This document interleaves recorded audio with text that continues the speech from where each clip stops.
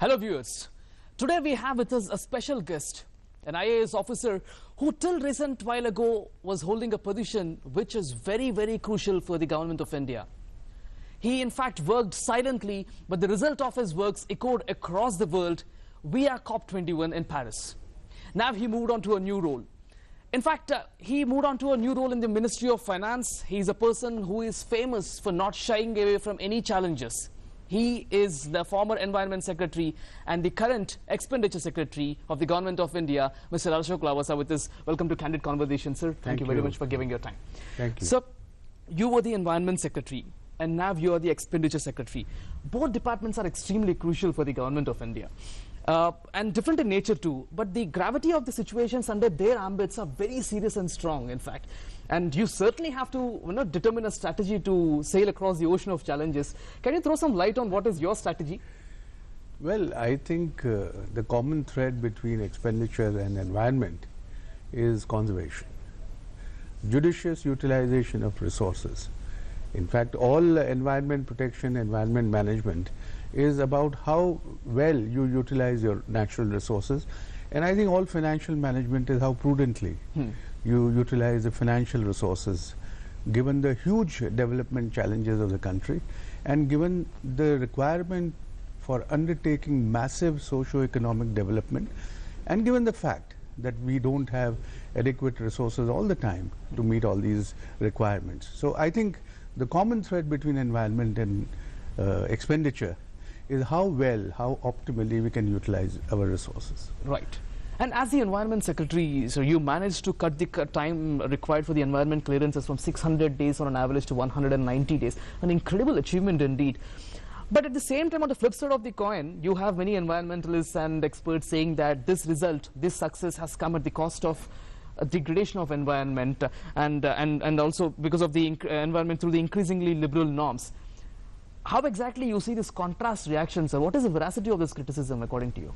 Well, I think this criticism is generally based on information which is not well founded.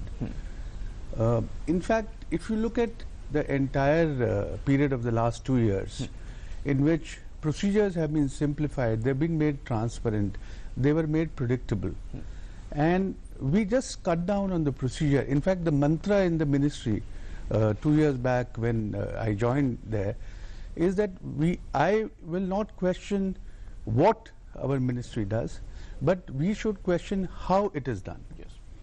So in terms of simplifying procedures, I think that was the breakthrough which we were able to achieve. And as far as the observation that it was done at the cost of dilution of environmental norms are concerned, I think this is completely far from the truth. And I have often told the environmentalists and whoever asks this question that if they would be specific enough, they should point out a single environmental regulation or norm that was diluted. In fact, you would recall there was a time when in Delhi, for example, you took more than a month or 2 months to get a driving license. Absolutely. Today, if you get it in 30 days, in a day or two, it doesn't mean that their norms have been relaxed. It is just that the way they do things has changed. There is infusion of technology. And that is how I think efficiency has come. What you very rightly said, we did an analysis of the number of days which was taken to give environment clearances before 2014. Exactly from 1st July 2014, we started the online system of filing of application and processing of applications. So prior to that, the average time taken for giving environment clearances was about 599 or 600 days, as you said. We've brought it down to 192 days. Similarly, in the case of forest clearances, the average time taken by Government of India in giving forest clearances was 430 days, which has come down to 170 days. Now, it has happened because of a combination of steps which were taken by the ministry. Right. And how do you rate COP21 success? So do you think the desired has been achieved so far if you look at it from the implementation and execution point of view? I think COP21, by all accounts, the Paris Agreement which was reached there, was a landmark in the history of climate change in the world. It was for the first time that you saw a huge assembly of heads of state in one city. Yes. You saw a convergence of ideas.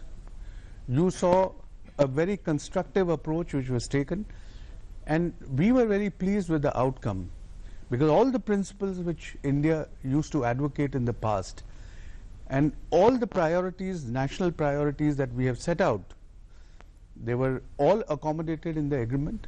In fact, to be just to illustrate one point, our Prime Minister, he advocated the concept of climate justice, and he advocated the concept of sustainable lifestyle, because all the efforts that we take for climate change mitigation, they will not bear the kind of effect that it is required unless we change lifestyles. Yes. And it is for the first time in the history of more than 2 decades of climate change negotiations that climate justice, sustainable lifestyle, they have all been recognized and they have found a place in the preamble of the Paris Agreement. Right. And as a major developing nation, sir, we need to focus on the expansion of the manufacturing sector, the industry, and also focus, we have to focus on the non-renewable energy, etc. At the same time, we have this, we speak about the sustainable development, cutting down carbon emissions, and also we speak about the enhancing the renewable energy resources, etc.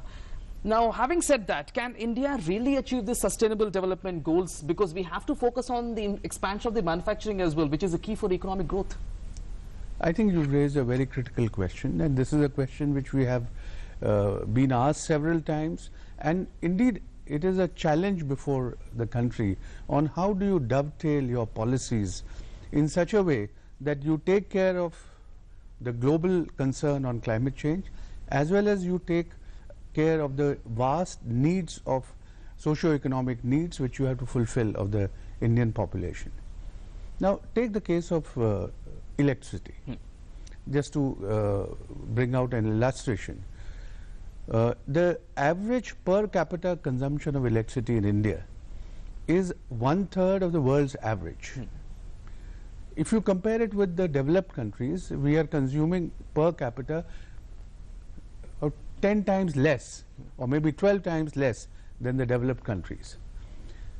There are 300 million people who don't have access to electricity. There are a lot of regional imbalances in the way electricity is supplied. There is a growing demand both from the industry as well as because of changing lifestyle. People need more and more electricity. Now, how is India going to produce this electricity? Yes. So, the strategy which the government has laid down is that while we continue to utilize the major resource that India has, which is coal, we will at the same time move to renewable energy. And let me tell you, I'm sure everybody by now knows that India has announced the most ambitious renewable energy target anywhere in the world by any country. Ever, yes, sir. 175 gigawatts of renewable energy, unprecedented. And we are getting there. I think that is the interesting part. We are not only getting there, we are taking care that our regulatory system is in place so that that electricity is purchased. We are taking care to make sure that the evacuation system, the transmission network for wheeling this electricity is also put in place. So the Ministry of Power is pursuing the green corridor and strengthening the transmission network wherever it is required. Now, having said that, that doesn't mean that we do not utilize coal, which is the mainstay of India's energy requirement. Absolutely. And it is going to continue in the medium term to provide the bulk of the energy requirement of the country. But what is our approach? Our approach is that you should use the best technology available in the world, which is the supercritical technology. And all new capacity based on coal is coming up on supercritical. So this supercritical technology improves the efficiency of power generation and it brings down the emission levels. This technology has been pursued in the other countries in the past, and going ahead India is already talking of ultra supercritical technology. Yes. So we want to modernize and we want to use the best technology in the world. In fact, this was one of the major demands that India made in the Paris Agreement, that the developed countries have the obligation of transferring technology to the developing countries, so that their development requirements are met.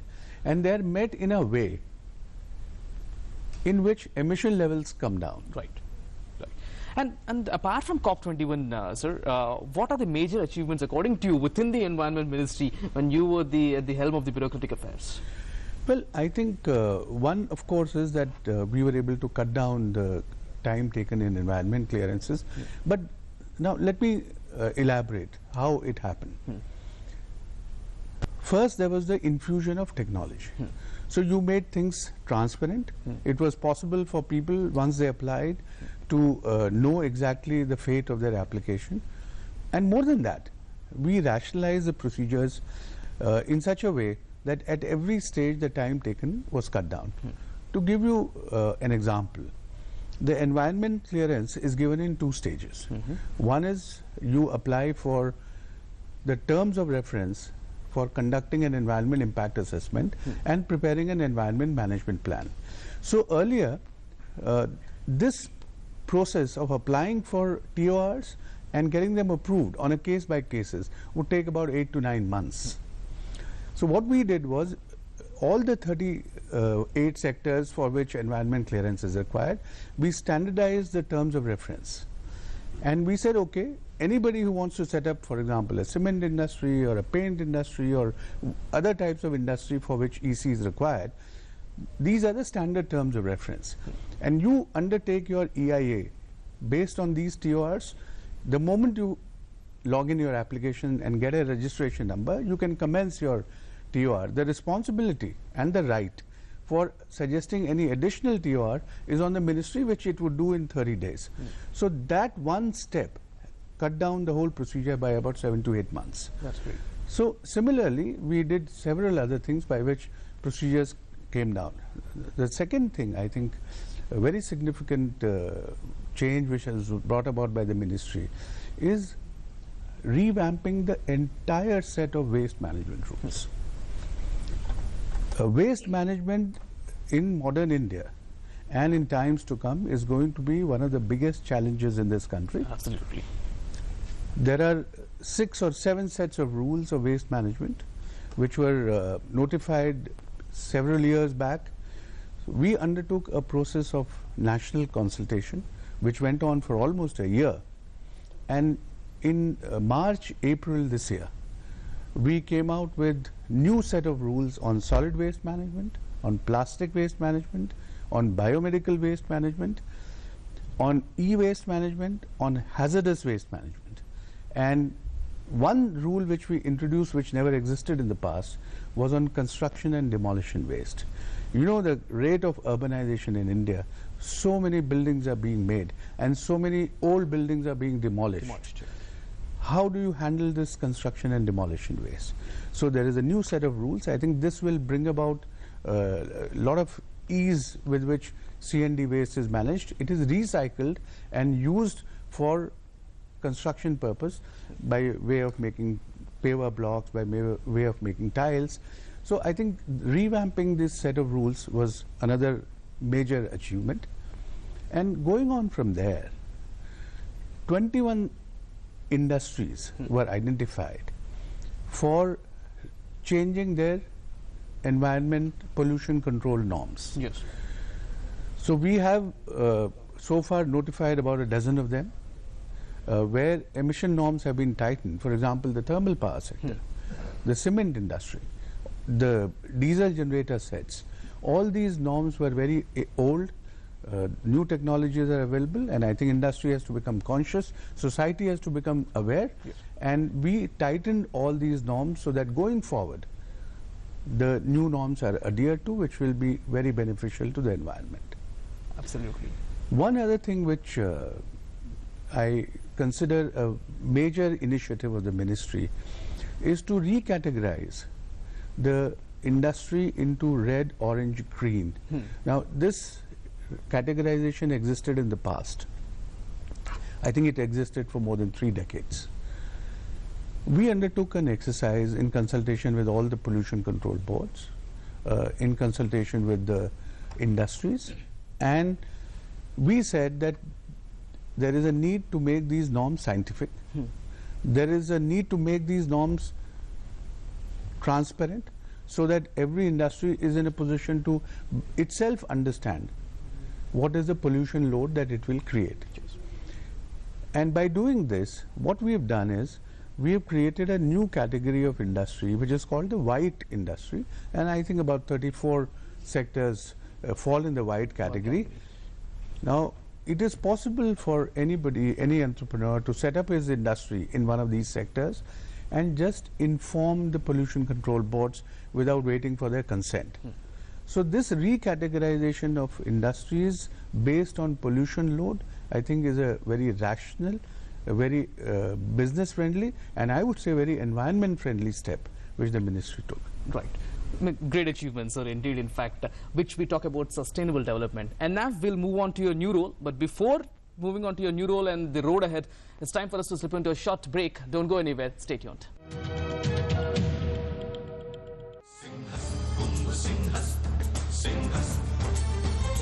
झलका था अमृत का घट जहाँ मोक्षदायिनी क्षिप्रा तट जहाँ साधु मिले दुर्लभ दुर्लभ जहाँ पूज्य संत कर दे मोक्षदायिनी क्षिप्रा के तट पर अमृत का मेला कुंभ महापर्व सिंहस्थ 22 अप्रैल से 21 मई 2016 उज्जैन मध्य प्रदेश। आप सबने दुनिया भर में क्या मिसाल बनाई है। जिस सफाई से आपने कचरा वहीं फेंक दिया, और मन्नू आंटी क्या कूड़ा फेंकती हैं। ओलंपिक्स की गोला फेंकने वाले भी शर्मा जाएं। और ये देखिए, लक्ष्मी भाभी की सफाई तो गांव-गांव में प्रसिद्ध है। हमारे सुखिया भैया मन की करते, जहां सोचा वहीं शौच कर दिया।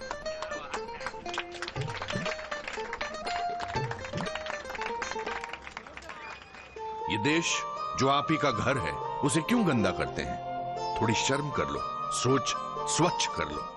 अगर एक बार 125 करोड़ देशवासी तय कर लें कि मैं गंदगी नहीं करूंगा, तो दुनिया की कोई ताकत नहीं है जो हिंदुस्तान को गंदा कर सकती है। स्वच्छ भारत, एक कदम स्वच्छता की ओर। Welcome back to Candid Conversation. We have with us the Secretary Expenditure, Mr. Ashok Lavasa, with us. So now moving on to a new role. A tough road ahead, in fact, in a way, if we look at it. So what are the challenges you see? Because there are situations where you have there is a need to provision for the pay commission wages. The focus has to be on the infrastructure spending, boost the rural economy. Amidst the lower than expected disinvestment proceeds, this actually task remains a huge challenge indeed. How are you planning to address these crucial challenges in the coming days? Well, I think one of the most immediate challenges before us is the drought that we are facing. Absolutely. And the Ministry of Finance, Government of India has made sure that whatever possible resources can be provided to the states have been provided. In fact, by way of the Disaster Relief Fund, both SDRF and NDRF, we have already provided to the states about 12,000 crores of rupees in SDRF and more than 17,000 crores in NDRF.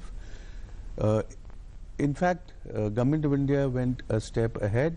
The first installment used to be earlier released by June. That was the practice in the past.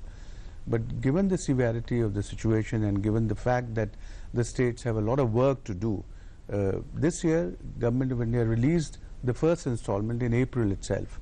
So I think this has come in handy to the states, and as you are aware, the Prime Minister himself at his level has been reviewing with the Chief Ministers of every state the drought situation, what the states are doing on the ground and what together Government of India and the state government can do. So I think this is one big step that we have to take and we have taken. Fortunately, there is a forecast of a good monsoon, so Yes. we hope the situation will ease. One other thing which has come out of the discussions with the state, which the Prime Minister has emphasized repeatedly, and which is a big challenge for all the states and government of India, is how do you undertake works which move towards drought proofing in the long run? Okay. How do you undertake works which contribute to water conservation in the long run? So we are looking and we are asking the states to identify the old water bodies, to take steps to rejuvenate those water bodies. We are asking states to undertake major farm pond creation, and how do you recharge the water table? How do you bring some of the dark blocks into a more acceptable category? So this is one big challenge before us, which we propose to meet. The second important thing is that government has now made a very ambitious capital expenditure plan. Yes. In the sense that the development works that need to be accelerated, they will require greater infusion of capital. So last year the capital expenditure went up by more than 12%, which in itself was a big leap forward. But this year we propose to take that even further. And together with the capital spending on the budget side and the extra budgetary resources which the central public sector undertakings generate, we have a plan of more than 8 lakh crores on the capital spend. So that is going to be a big challenge for us. True. In fact, you have the 1 lakh crore exchequer, burden on the exchequer from one rank, one pension, and also the 7th pay commission. Well, yes, we have already made a provision in the budget for one rank, one pension, and even for the 7th pay commission, as and when it happens, we've taken care to make some provision in this year's budget, so that whatever decision government takes on the 7th pay commission can be honored, and for which resources should be available. Right. And what are the prospects of maintaining the target of fiscal deficits? I mean, we have this government expenditure increasing. Can we reach these targets which the government has set? Well, already I think people are aware, and last year 2015-16 government was able to maintain the fiscal deficit Yes. below 3.9%, and this year the target is 3.5%, which I think is very important for the economy. We are taking all measures that are required to ensure that adequate resources are generated for spending. At the same time, we exercise restraint in unproductive expenditure, so that we are able to maintain the fiscal deficit, which is one of the very important indicators for any country's financial health. Yes. And boosting the finances is another major challenge. How are you taking this? You know, in 2015-16, the tax receipts have been very buoyant, and we hope that as the sentiment improves, as more and more companies are able to demonstrate a good performance, the tax buoyancy will continue. We also expect that whatever other resources which government has identified, they will yield results, and we will be able to meet our revenue targets. We will be able to provide adequate resources for the spending. Right. And so private investment is the key for the economy. You also earlier mentioned that there must be an increase in the private investment in renewable energy manufacturing sector as well when you were the environment secretary. But somehow private investments are not coming as we expected. In fact, finance minister as well earlier mentioned, expressed this concern about the private investments. What has to be done, sir, according to you, to revive the private investment, and what is the ministry doing for this? Well, I think what needs to be done further, which already is in process, is that you bring about ease of doing business. You cut down on the red tape. You create confidence in the investors that their investments will be allowed to fructify without going through too much of hurdles. So whether it is the Ministry of Finance, or it is the Department of Revenue, or it is the Department of Industrial Policy and Promotion, the Ministry of Environment, all other regulatory ministries which are necessary for getting clearances, I think they're all revamped their procedures. We are trying to integrate the system of clearances. So already last year, India moved 12 places in the ease of doing business, and we are confident that we'll move progress further.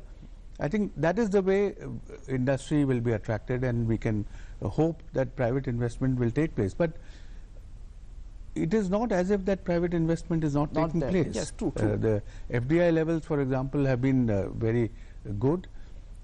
On the renewable energy sector, for example, bulk of the investment in renewable energy has come from the private sector. Yes. So investors are coming. Unfortunately, the global scenario is such that we are also being affected by what happens outside India. So to that extent, the sentiment is not as inspiring as we would like it to be. Right. So finally, the last question, because we're running out of time. You've been the Civil Aviation Secretary, you've been the Environment Secretary, now you're the Expenditure Secretary as well. It is interesting to know how you operate in such diversified fields, sir. So, I mean, like, what is your modus operandi when you take up such tasks? Because it will be a sort of a case study for the young officers who are coming, and then maybe the aspirants as well in the coming days. Something like if you can share. I think, first of all, it is important to understand what are the priorities of the government. And it is also important for any civil servant to identify the key issues which affect the citizens, which affect your stakeholders. So if you get a handle on the key issues, then you set about trying to resolve some of those issues or address them to the satisfaction of the maximum number. Right. It has been my experience that the best way to handle this is to engage with the stakeholders. There has to be wide-ranging consultation. Unless an administrator understands and appreciates what pinches the stakeholder, he will find it very difficult to resolve it to his satisfaction. Of course, there are government priorities which have to be kept in view. There are policies which have to be kept in view. And equally, the administrator works for the maximum good of the maximum number. So you may not be able to satisfy everybody all the time, but then you make an effort to meet the general satisfaction level, and at the end of it, you have to be working in public interest. Absolutely, sir. Thank you very much for giving your time, sir. Thank you. Thanks a lot. So that is Mr. Ashok Lavasa, the Expenditure Secretary of the Government of India, with us at the Candid Conversation. Thanks for watching our show. Stay tuned to DD News.